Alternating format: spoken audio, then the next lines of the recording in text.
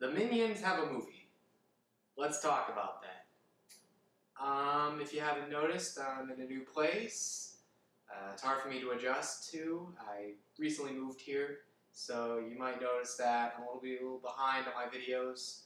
I actually saw the Minions movie yesterday, but didn't get a chance to talk about it until today, just to give you an insight on how I'm trying to adjust things. But once I do, I can go back to my regular schedule of keeping you guys posted.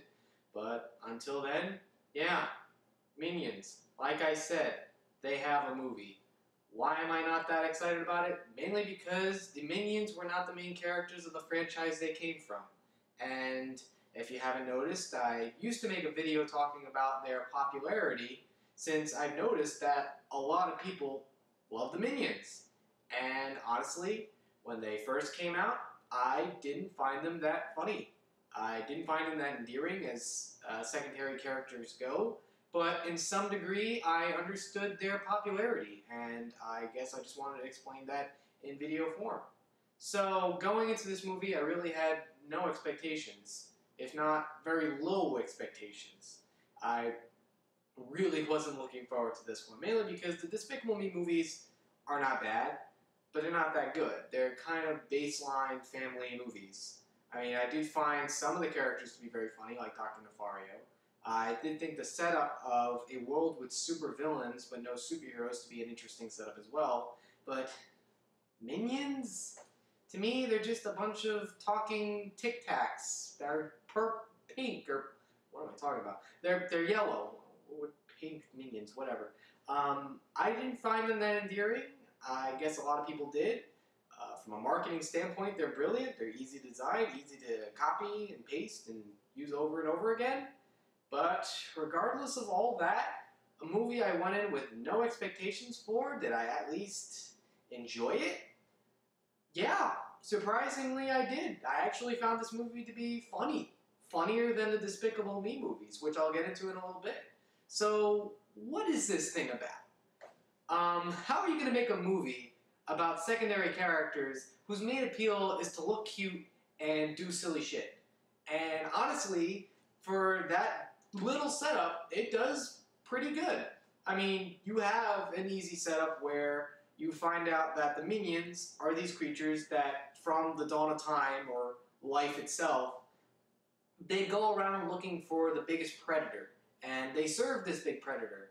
And from my understanding, apparently they're immortal. They just they don't die. They just exist through time. So I found that to be kind of funny too.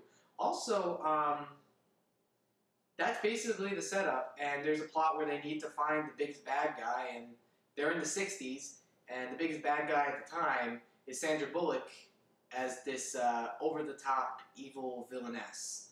And yeah, Minions. It really feels like a bunch of sequential shorts with a basic setup. The Minions try to do something right, but they mess up. And for a movie that really focuses on the humor, this is mostly relying on slapstick humor, not so much witty humor. And once in a while there is a witty joke, it's actually funny, but it really focuses on surreal, wacky humor. And from that aspect, it does pretty good. It plays with your expectations, and this is going to be a review without spoilers, so I'm not going to spoil one of the jokes I found really funny, but in the movie there's a joke that had me, I almost felt like my liver was going to, I was going to laugh out my liver. And I didn't expect that, because at that point it was mostly just, that's clever, that's funny, it's, you see that coming. You see a bunch of these gags coming because this is cartoon humor that's existed since the 1940s. So, in that aspect, you kind of know what to expect, especially when it comes to the Minions, because we know what to expect. They're like bananas, they mess things up, they're simple, we've seen that in the other movies. So when you see a surreal joke that you don't see coming from these little farts, it actually catches you off guard. And for one thing, the humor works because they're not bogged down with the traditional 3-act structure you get from a family film. Instead, they just go out and try to make it as silly as they can get. And to a certain degree, the movie just seems to get sillier and sillier and sillier as it went on. Now, I always felt that Sandra Bullock was a funny actress. If anything, a lot of people argue that you can't have funny actresses that look hot. I always felt like Sandra Bullock was the exception, and not just the only exception. I've always felt that she was funny first, but she was always a funny personality. And to see her in animation, especially with this character, who essentially is Yzma, but in this movie, it works pretty well. And the thing about Illumination's animation is that they tend to take popular celebrities and make them go out of their comfort zone. Even when you watch The Lorax or you watch Despicable Me, you're having the celebrity voices go out of their element, which I kind of appreciate, especially from an animation standpoint. But regardless of all that, this is the kind of movie that knows what it is. It knows it's relying on something very simple, so it tries to be funnier or just silly and over the top and just go with it.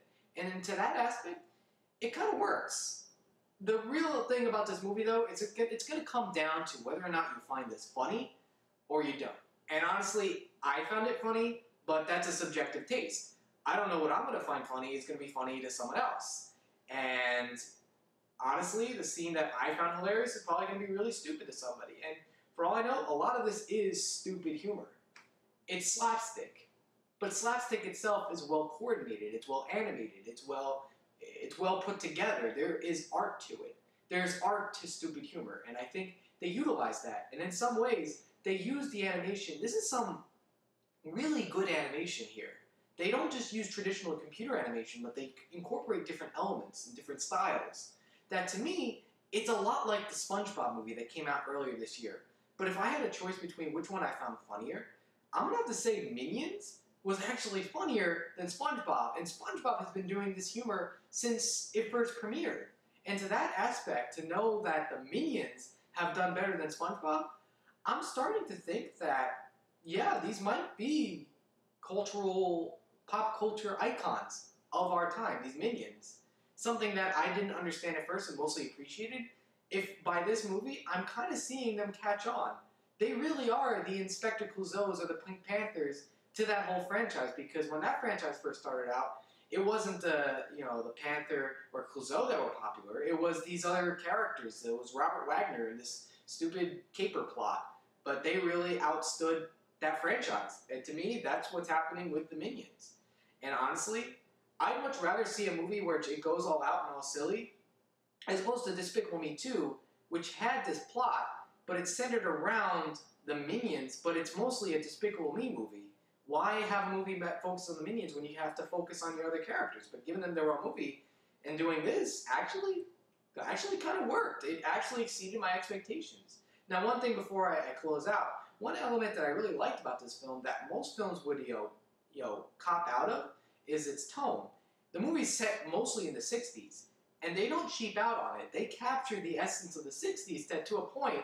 I was thinking that Illumination's animation just wanted to make an animated movie set in the 60s, and this was their excuse to do so. If something about it felt even more 60s than did X-Men First Class, which really sets a lot because that's live action and the animated movie captures the 60s more. I guess one more thing I can add to this is that by setting it into the 60s, they go away from pop culture references, or at least they keep it to that time, which was the problem with the other Despicable Me movies, that they were always making pop culture references, whereas the references they make are specific to that time. And to that aspect, it actually works really well. So I honestly enjoyed this movie more so than I would have. I mean, it's the freaking Minions. Who would expect this to be that good? And honestly, I'm going to have to say it's entertaining if you want a good laugh, regardless of you being a kid or an adult. I think you will find this pretty funny. To me, it's that type of Sony Pictures animation humor, but done in the Illumination style. So I do recommend this movie if you want a good laugh. It's a comedy. It's a stupid comedy. So that's all I got to say. Take care, everybody.